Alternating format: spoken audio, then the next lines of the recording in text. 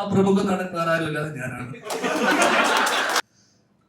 അടുത്തതായി പറയേണ്ടത്, ഈ സിനിമ സംഭവിക്കാൻ കാരണമായിട്ടുള്ള പ്രധാനി, ഈ സിനിമയുടെ നിർമ്മാതാവ്, ഞാൻ മലയാള സിനിമയിൽ അളിയ എന്ന് വിളിക്കുന്ന ചുരുക്കം ചില ആൾക്കാരിൽ ഒരാളാണ് എൻ്റെ അളിയൻ ലിസ്റ്റിൻ സ്റ്റീഫൻ.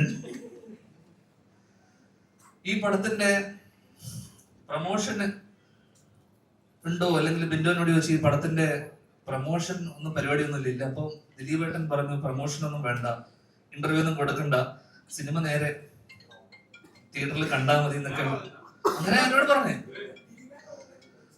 അതൊന്നും വേണ്ട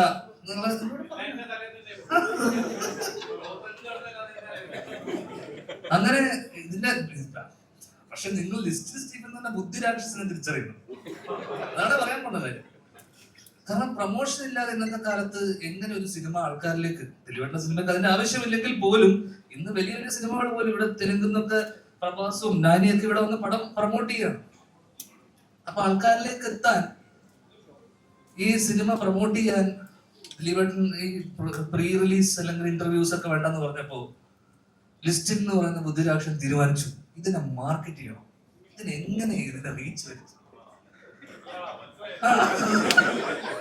എങ്ങനെ ഇതിനെ എത്തിക്കാം, മാർക്കറ്റിംഗ് സിംഹം. അങ്ങനെ ഒരു കള്ളക്കഥ നിനയാണ് പുള്ളി.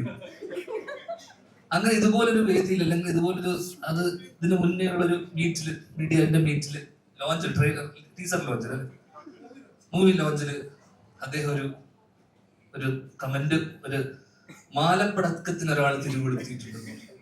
സ്വാഭാവികമായിട്ടും ലിസ്റ്റിൻ സ്റ്റീഫന്റെ ഹൈദർ അലി അല്ലെ, അച്ഛന്റെ സ്ഥാനത്ത് കാണുന്ന ഹൈദർ അലി എന്നെ വിളിച്ചു ചോദിക്കുന്നു,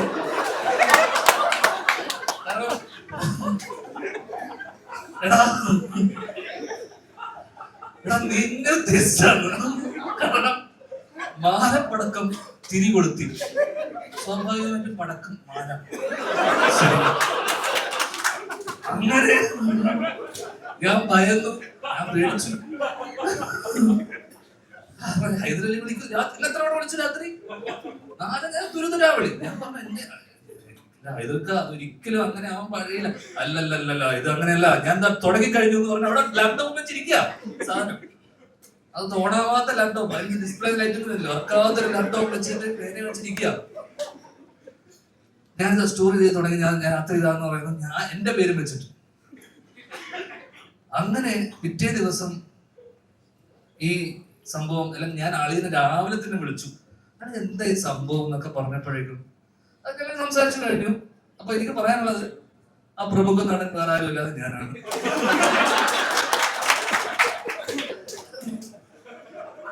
ഞങ്ങൾക്കിടയിലുള്ള പ്രശ്നങ്ങൾ ഞങ്ങൾ സംസാരിച്ച് തീർത്തിട്ടുണ്ട്. ഓക്കെ, ഇനി പ്രശ്നമില്ല കേട്ടോ, കഴിഞ്ഞല്ലോ. വേറെ ആരുമില്ല, അത് അദ്ദേഹത്തിന്റെ മാർക്കറ്റിംഗ് സ്ട്രാറ്റജിയുടെ ഭാഗം. കാരണം ഈ പടം എങ്ങനെയെങ്കിലും ആൾക്കാരിലേക്ക് എത്തിക്കുക എന്നുള്ള ഒരു പ്രൊഡ്യൂസറിന്റെ വലിയ കടമയാണല്ലോ. അദ്ദേഹം ആ കടമ നിർവഹിച്ചു. അത് കൃത്യമായി എന്തിന് BBC അടക്കം, BBC അടക്കം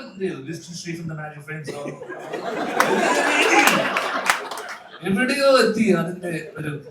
അപ്പം നിങ്ങൾ ഒരുപാട് ഉയരത്തിലാണെന്നും നിങ്ങൾ പറയുന്ന ഓരോ വാക്കും ഹൈദരലി ഉൾപ്പെടെ പലരും ശ്രദ്ധിക്കുന്നുണ്ടെന്നും നിങ്ങൾ ശ്രദ്ധിച്ചു.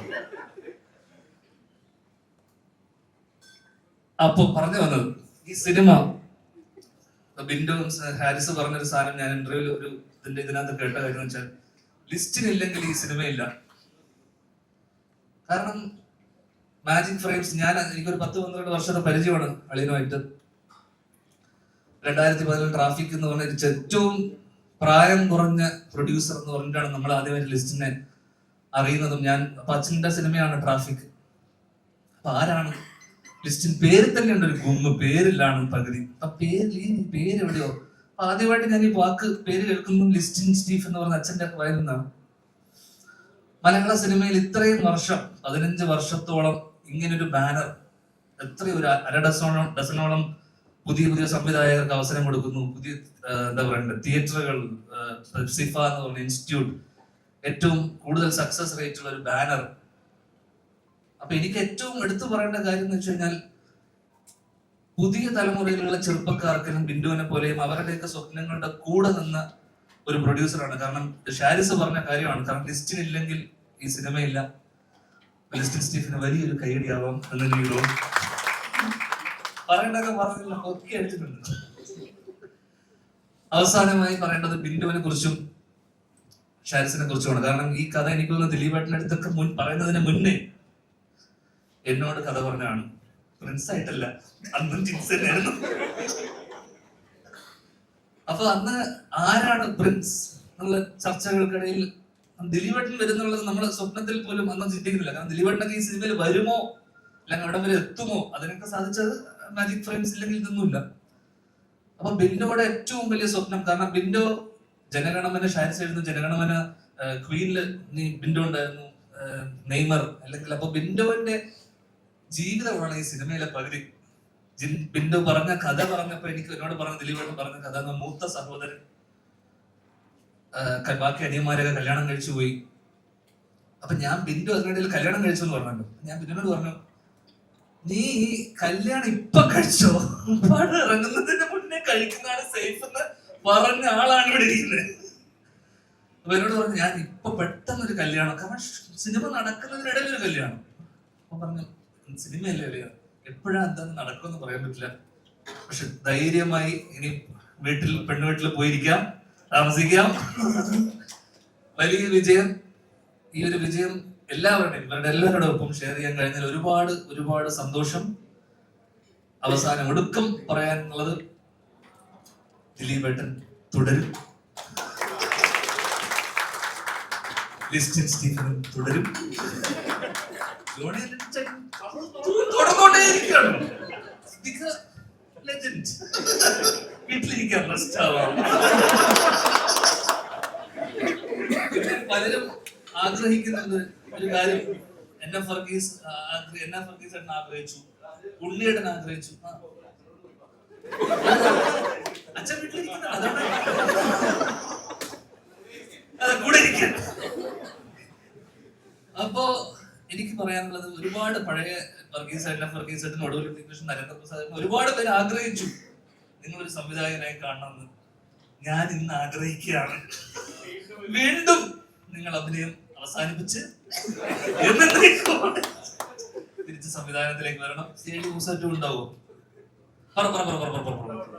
ഉണ്ടാവും. ഇതാണ് CID മൂസ 2 ഇവിടെ അനൗൺസ് ചെയ്യപ്പെടുകയാണ്. കഴിഞ്ഞിട്ട് ഒരുപാട് സന്തോഷം. Thank you. വലിച്ചു കിട്ടുന്നില്ല. Thank you so much. Thank you. എന്തായാലും എല്ലാവർക്കും ഉള്ളത് കൃത്യമായിട്ട് ഇതൊക്കെ വെച്ച് നൽകിയിട്ടുണ്ട്. അപ്പൊ എല്ലാവരും ഹാപ്പി അല്ലേ? ഹാപ്പി എല്ലാവരും കഴിഞ്ഞിട്ടില്ല.